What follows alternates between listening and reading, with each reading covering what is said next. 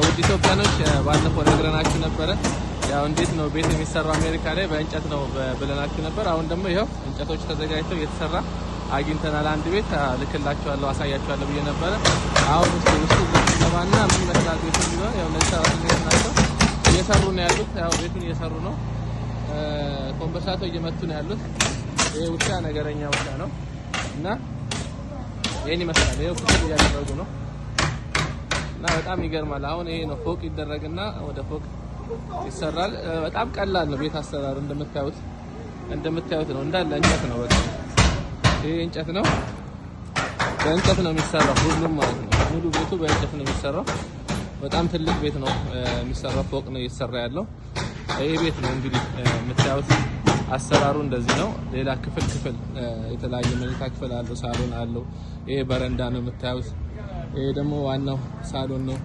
ከዛ ከኋላ ደግሞ ሌላ ክፍል አለው እንደምታዩት። እስቲ እንግባና እንየው ክፍሎቹን። ይሄ በር ነው፣ ፓርቲሽን አለው፣ አንደርግራውንድ አለው። ይሄው እንደምታዩት አንደርግራውንድ። ከታች ደግሞ እዚህ ደረጃ ይሰራለትና ወርታች መውረጃ ነው። አንደርግራውንድ አለው እና በዚህ በኩል እንደምታዩት ሌላም ክፍል አለ። እዚህ ጋር ሻወር ቤት አለ። በዚህ ጋርም ክፍል አለ፣ መኝታ ክፍል። በዚህ ጋርም ሌላ ክፍል ነው። በጣም ትላልቅ ክፍሎች ናቸው ያሉት። በውስጥ ነው በሩ ያለው። ያው ይሄ ሳሎን ነው እንግዲህ። ሳሎን አለው፣ መኝታ ክፍል አለው። በዛ ጋርም ሌላ ክፍል አለው። ይሄን ይመስላል እንደምታዩት። በጣም የሚገርም ነው። በር ደረጃ፣ ይሄው ደረጃውን በእንጨት ነው የሚሰራው። ይሄው ደረጃ ነው ይሄ ኮምበርሳቶ እንጨት። ያው እንደምታዩት ወፍራም ነው። እቺ ነች ደረጃ የምትሆነው። እንግዲህ ምን ያህል ጠንካራ እንደሚሆን አስቡት። እና በጣም የሚገርም ነገር ነው። አሁን ሲነገርና ሲታይ አንድ አይደለም። ያው እንጨት እነዚህ ነው በቃ ተጠቅሞ።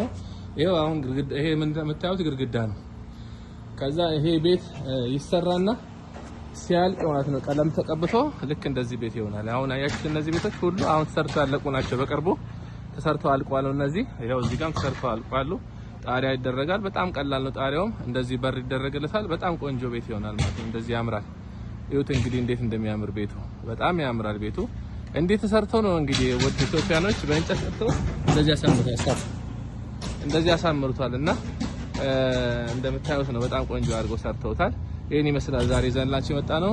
ሌሎች ነገራቶችንም እዚህ አሜሪካ ላይ የሚሰሩ ነገራቶችን አንዳንድ ግንባታዎችን ይዘንላችሁ እንመጣለን። ስለዚህ መልካም ቀን፣ መልካም አዳር።